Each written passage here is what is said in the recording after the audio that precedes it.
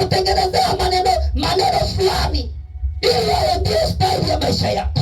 Unajua mshirikina ama mchawi haji mbele yako kwamba wewe ninakuloga mkono wako hautafanya kazi, ama ninachukua biashara yako, ama ninaharibu usichana wako, ama ninaharibu kazi yako. Haji anakaa mahali kwenye madhabahu fulani, eza ni njia panda au kwenye mti mkubwa.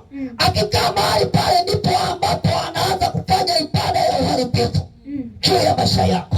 Anasema wewe neno la kutuma, nenda kwa fulani, ukishafika ukageuka kuwa ni msumari katika kifua chake, nenda katika kichwa chake, ukakae pale, ukatengeneze giza, ukatengeneze utandu kwenye fahamu wake, ili asiweze kuelewa, asiwe na uelewa. Bwana Yesu asifiwe. Haleluya, haleluya. Kwa hiyo neno la Mungu linatufundisha kwa habari ya namna ya kurudisha fahamu zetu zilizofanya nini, zilizokamatwa na shetani. Bwana Yesu asifiwe. Haleluya. Haijalishi wamezungumza maneno ya namna gani, haijalishi wamekuongelea kwa namna gani kwa habari ya kuharibu maisha yako, yupo Yesu mtenda miujiza kwenye madhabahu yenye majibu. Asubuhi ya leo anasema hayo sio maisha yako ya kuendelea kuyaishi ya kukamata ufahamu wako. Asubuhi ya leo anaenda kukufungua kama neno la Mungu linavyosema. Bwana Yesu asifiwe. Ukisoma Yoeli 2:25 inasema, nami nitawarudishia hiyo miaka iliyoliwa na nzige na parare na madumadu na tunutu, jeshi langu kubwa lililotumwa katikati yenu. Bwana Yesu asifiwe. Haleluya. Kila kilicholiwa kwenye maisha yako asubuhi ya leo Bwana anaenda kukurejeshea. Afya yako iliyoliwa Bwana anaenda kukurejeshea. Kila kilichokamatwa na shetani asubuhi ya leo Bwana anaenda kukurudishia. Bwana Yesu asifiwe. Haleluya, haleluya. Asubuhi ya leo Bwana yupo kazini ili ya kurudisha ufahamu wetu, ili ya kurudisha kilichokamatwa, ili ya kurudisha kile kilichotekwa. Bwana Yesu asifiwe. Haleluya, haleluya. Kwa hiyo ni lazima tupambane kurudisha fahamu zetu zilizokamatwa. Haleluya. Kuna mtu mwingine ukifika wakati wa kusoma Biblia tu akishashika akisoma kidogo usingizi tayari mwanawani. Ukiona unashika Biblia unasoma usingizi ama uvivu unakujia, ujue ufahamu wako umeshakamatwa. Ukiingia kwenye season unaweza kukaa masaa 6 hadi 10 na uone usingizi, ujue kuna tatizo tayari kabisa. Bwana Yesu asifiwe. Lazima ujue kwamba mimi hivi niko sawa sawa kweli. Lazima ujipime, ujitafakari, ujiulize, ujichunguze. Bwana Yesu asifiwe. Mambo mengine ambayo si ya Mungu nakaa muda mrefu kabisa. Bwana Yesu asifiwe. Lazima ujiulize. Haleluya. Ukikaa kwenye season mwanangu unabadilisha tu mikao. Unabadilisha mikao. Ukichoka unapotea unageukia kwingine. Bwana Yesu asifiwe. Lakini ukishika neno la Mungu ukisoma kidogo, ama ukifungua Biblia yako ukiona mahubiri unarusha. Unasikiliza kidogo unarusha. Unaona manyota huyo ni vizuri. Ukiona hivyo lazima ujue wewe umetekwa. Fahamu zako zimetekwa. Zimeelekezwa mahali fulani. Shetani anajua na ujuzi wa kutosha ya kwamba ukilisoma neno la Mungu vizuri, ukifuatilia vipindi vizuri vinavyohusiana na ibada, utamshinda. Anachokifanya ni kukuongopea. Bwana Yesu asifiwe. Wapate kuelewa na maandiko. Bwana Yesu asifiwe. Haleluya. Biblia inasema Yesu aliwafunulia akili za wale wanafunzi ili wapate kuelewa na maandiko.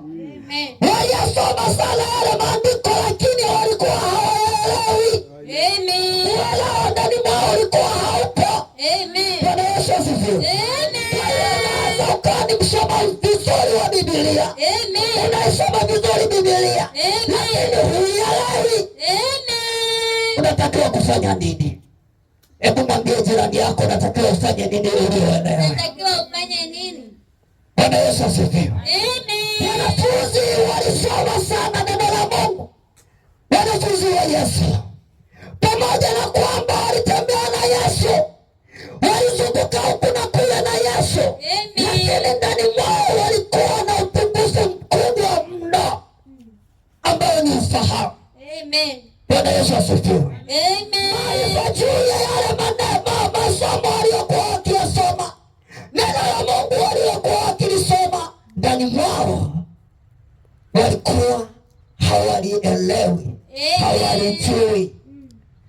asifiwe. Haleluya. Kwa hiyo Yesu alipoona ya kwamba hao watu pamoja na kwamba wamesoma, pamoja na kwamba neno wamelisikia, ndani mwao hakuna kitu kinaitwa maarifa ya kufasiri lile neno, ufahamu juu ya ile neno haupo, akaamua kuwafungua. Bwana Yesu asifiwe. Yesu akawafungua ili waweze kuelewa maandiko vizuri, ili waweze kuelewa neno la Mungu vizuri. Yesu akawafungua. Bwana Yesu asifiwe. Haleluya. Yawezekana na wewe ni mmoja kati ya wale wanafunzi, ni msomaji mzuri wa Biblia, lakini huelewi vizuri. Asubuhi ya leo Yesu yupo kazini, anataka kutufungua. Bwana Yesu asifiwe. Haleluya. Na sehemu kubwa ambayo shetani ametuteka, ambayo anapambana kuwateka watu, niyo sehemu muhimu sana ya ufahamu. Bwana Yesu asifiwe. Hiyo ndiyo shetani anayopambana nayo sana, kuweza kuwateka watu. Bwana Yesu asifiwe. Watu wengi sana wametekwa, japokuwa wanaingia kila siku kanisani na wanasoma neno, wanakuwa hawaelewi kwamba walishatekwa ufahamu wao. Wanasema Yesu ni Bwana, lakini walishatekwa ufahamu wao. Na ndio maana wanapingana na maneno ya Mungu, wanapingana na mafunuo, wanapingana na unabii, wanapingana na vitu vingi ambavyo Mungu ameviachilia kwetu. Bwana Yesu asifiwe.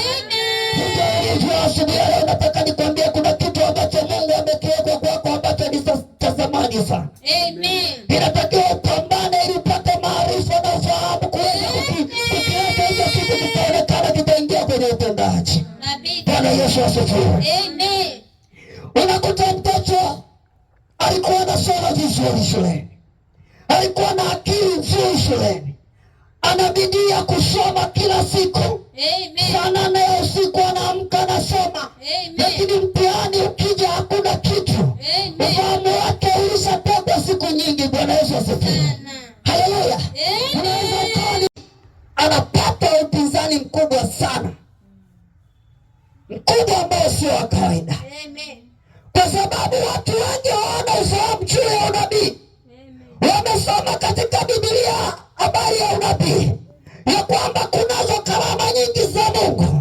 Ndani ya hizo karama na unabii upo, lakini ndani yao, kwa kuwa hawana ufahamu, wanapingana na neno la Mungu pasipo wao wenyewe kujielewa. Bwana Yesu asifiwe. Wanafunzi wa Yesu walikuwa walishasoma habari za Yesu, walizisoma kwa ukubwa sana, na inawezekana wakati wakiwa wanatembea walikuwa wanaongelea, wanasimba hizo habari za Yesu, ya kwamba mwana wa Adamu atakuja, basi atakuja ulimwenguni kwa ajili ya kukomboa ulimwengu. Lakini wao kulingana kwamba walisoma na wakaweka ndani ya vichwani mwao kilichokuwa kimepotea ndani mwao, ilikuwa ni kitu kinaitwa ufahamu, yani maarifa. Haleluya. Kumbuka walikuwa ni wanafunzi wa Yesu kama ulivyo wewe na mimi leo. Bwana asifiwe. Walisoma toka enzi na enzi habari za ujio wa Yesu. Walisoma tena, wakarudia, wakahifadhi na vichwani mwao kwa habari za ujio wa Yesu. Kilichowakosti ufahamu wa kile walichokisoma kilikuwa, walikuwa hawakielewi, tafsiri yake ilipotea. Bwana Yesu asifiwe. Haleluya. Ukisoma kitabu cha Luka 24 kuanzia ule mstari wa 45, unaeleza jinsi ambavyo Yesu alienda akawafungua wanafunzi wale ufahamu. Bwana Yesu asifiwe. Haleluya. Mwingine unajiuliza huyo anataka kusema nini? Kweli wanafunzi wa Yesu walikosa ufahamu? Wanafunzi wa Yesu walikuwa kama ulivyo wewe leo hii. Kama ulivyo ni mwanafunzi wa Yesu, na wenyewe walikuwa hivyo. Bwana Yesu asifiwe.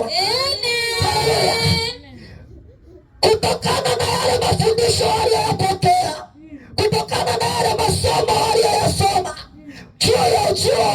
Yesu ilipotimia wakati ulipofika, Yesu akaja, ikatimizwa kama ilivyoandikwa, akateswa, akasulubiwa, akafa, akashuka chini kwa wafu, akafufuka. Lakini baada ya kufufuka Yesu, hapo ndo tunaenda kujifunza leo juu ya ufahamu wa maarifa. Yesu alipofufuka, wanafunzi wake hawakuweza kuelewa.